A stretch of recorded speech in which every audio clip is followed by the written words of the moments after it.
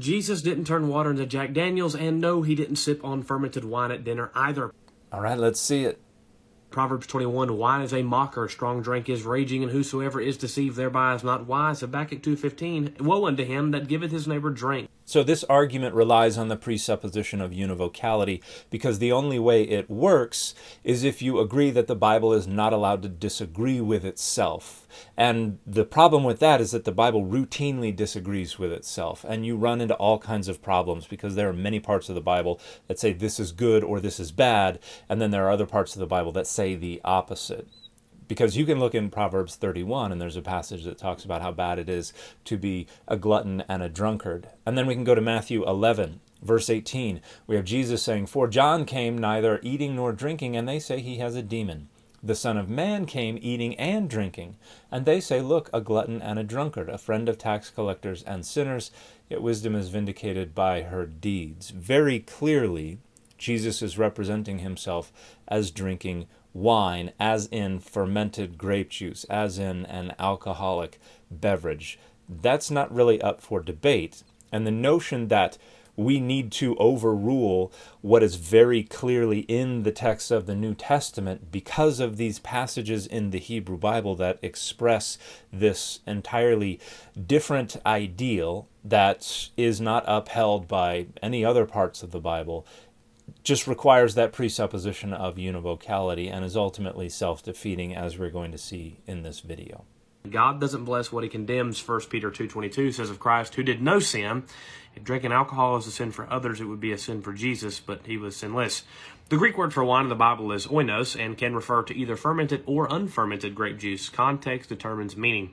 This is entirely false, and this content creator very clearly does not understand ancient Greek. The Greek word enos refers to fermented grape juice, to wine, to the alcoholic beverage. Here's the entry from the Cambridge Greek Lexicon. Now you'll note that sense number 3 says referring to the grape juice in the ripening fruit or the wine press. So what this means is that it can be used to refer to the juice prior to its fermentation, but not as its own independent beverage. It is not the unfermented grape juice that is drunk as a beverage. The Greek word for that is trix, and that's a word that does not occur in the New Testament. So enos can be used to refer to the juice prior to its fermentation, but not as its own separate unfermented beverage, only as the juice on the way to its fermentation. So it is flatly false to suggest that enos can refer to unfermented grape juice in the New Testament. It does not.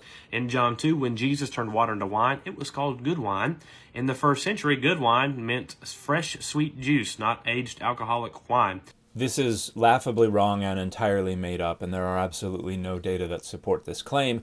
And John 2 itself directly refutes it, because we can look in verse 10, and we have someone who tastes the water that is turned into wine and goes to the bridegroom and says, everyone serves the good wine first, and then the inferior wine after the guests have become drunk. But you have kept the good wine until now. So the good wine is used until everyone is drunk, and the Greek word there is methisko, which means to become intoxicated by an alcoholic beverage. So the good wine gets the guests drunk, and then you can slip in the inferior wine and you can get rid of the stuff that doesn't cost a lot of money.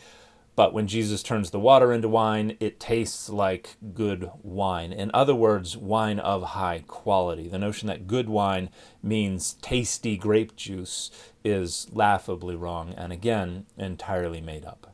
Historical fact, Jewish tradition, Mishnah, condemned public drunkenness and watered down any wine 3-1 or more. So some problems here. The condemnation of public drunkenness is utterly irrelevant to the question of whether or not the wine that Jesus is described as drinking had alcohol or not. And the fact that wine could be diluted, and commonly was in the period of the composition and collation of the Mishnah, also doesn't really address the question, because even if Jesus drank diluted wine, it's an alcoholic beverage. But the Mishnah is not prescribing the dilution of wine. The Mishnah is just describing a convention that was common in that time period, which again was multiple centuries after the life of Jesus, and scholars have long warned about trying to retroject conventions described in the Mishnah back into the 1st century CE. Fermented wine wasn't used at feasts like Cana, especially not by a sinless Savior. There are no data that support this, and again, this would directly contradict what is very clearly in John chapter 2. Also, Leviticus 10:9, priests are forbidden to drink any wine when ministering. Jesus, our great high priest, definitely would not have touched it at the Last Supper. That is absolutely not what Leviticus 10:9 says. It tells Aaron and his sons not to drink wine or strong drink when they enter the tent of meeting.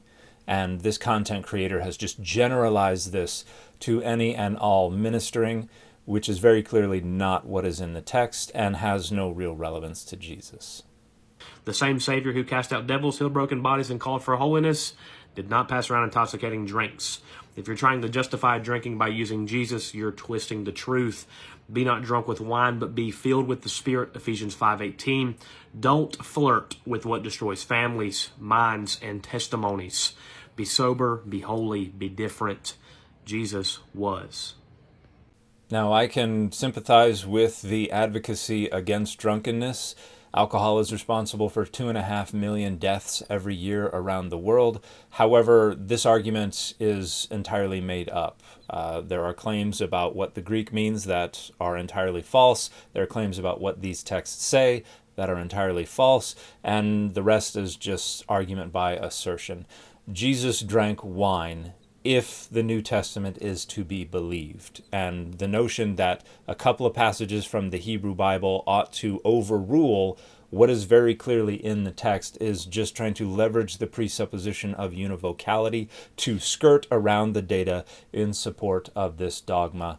Again, this is a laughably bad argument, and the majority of it is either fallacious, argument by assertion, or just entirely made up. And the fit for this video has been the Spawn #1 cover.